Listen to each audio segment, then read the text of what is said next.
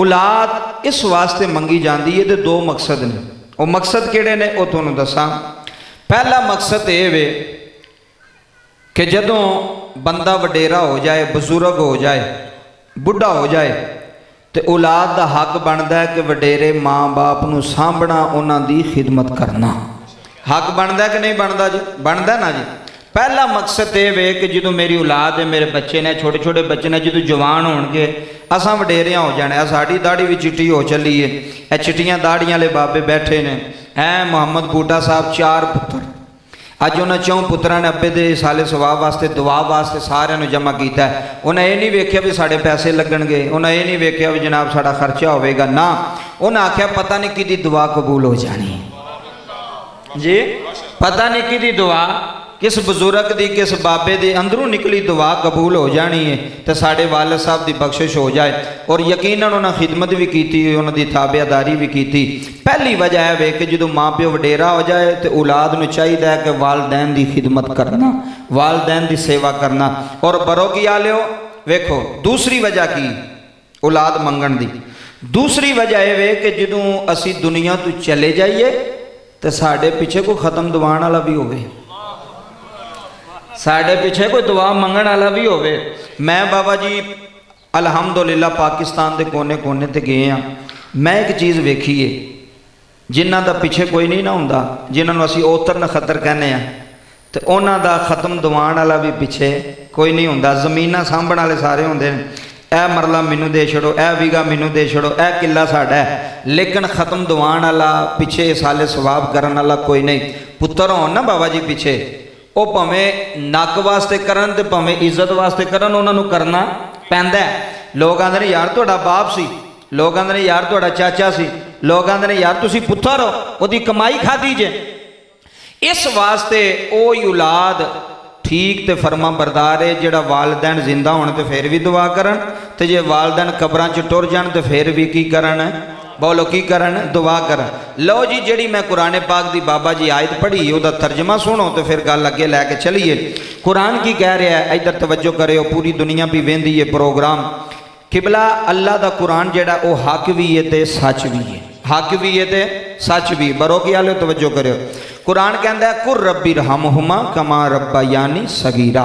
फरमाया सोहणिया महबूबा इन्हां लोगों को ऐलान करके दस दे, ऐलान करके की दस, इन्हों कह दे कि इंज दुआ मंगनी जे। किवें मंगनी है जी? जवेद साहब सारे तुसीं बैठ, किवें दुआ मंगनी? रब्बी रहमहुमा कमा रब्बा यानी सगीरा। या अल्लाह जिवें बचपन विच मेरी माँ मेरा बाप मेरे ते रहम कर दे रे, या अल्लाह तू अज इन्हां दोवां ते रहम फरमा छड़। चाचा जी कैसी दुआ है, किड्डी सोहनी दुआ है, किड्डी अल वे जिमें बचपन में ए वेखो ए छोटे जे बच्चे ने ना, दादा भी इन्हों प्यार प्या करदा कि नहीं? बच्चा रोंदा होवे ना बाबा जी, ए मावां भैणां भी सुनदियां पियां, बच्चा रोंदा होवे ना, किबला कारी साहब तुसीं भी शादीशुदा हो, मेरे भी बच्चे ने, तुहाडे भी। एक बारी बच्चा रो पे ना, माँ भांडे धोंदी भी होवे ते छड्ड के दौड़ पैंदी है, कपड़े धोंदी भी होवे ते छड्ड के इधर वेखियो दौड़ पैंदी है ना। क्यों दौड़दी है? वो आंदी है काम फिर होंदे रहणगे, भांडे फिर धुचते रहणगे, कपड़े फिर धुचते रहणगे, मेरा पुत्र रोवे, मेरा पुत्र परेशान ना होवे। बाबा बाप है ना, बाप वो इत्थों सैकल चला के ते सियालकोट लारी अड्डे ते जाना, इत्थों पैदल जाना। अज औलाद वास्ते पुत्रां वास्ते मेहनत की, मुशक्कत की, अज वही बाबा दुनिया तो टुर गया। पुत्र 4 बैठे हुए ने, पोतरे भी बैठे हुए ने, रिश्तेदार भी बैठे ने।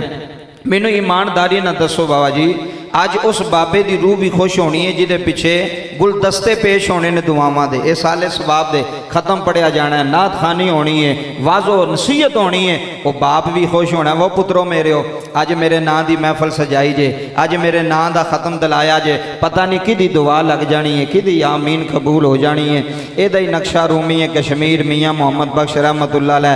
अज सुनेगा जे तेरी अखां दे अथरू ना आए तो मैं तेरा मुजरम है, तेरे दिल ते सुल्तानी नक्श कर जाएगा अज दी तकरीर सारी इंशाअल्लाह। जुमले लै जाया जे बाबा जी ताइयों ते रूमी है कश्मीर मियाँ मोहम्मद बख्श रहमतुल्लाह अलैह। खड़ी दा ताजदार बोलिया, तरह दा बादशाह बोलिया।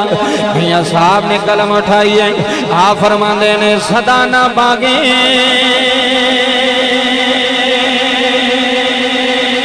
बोले। इधर देखियो हुण मेरे वाल है सदा ना बागे है बोले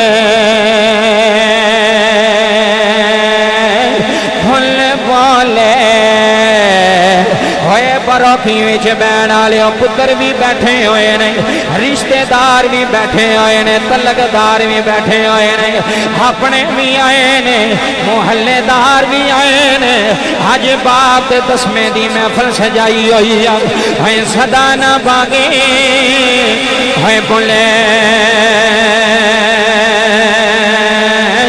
फुल बोले सदा न बागे बहारा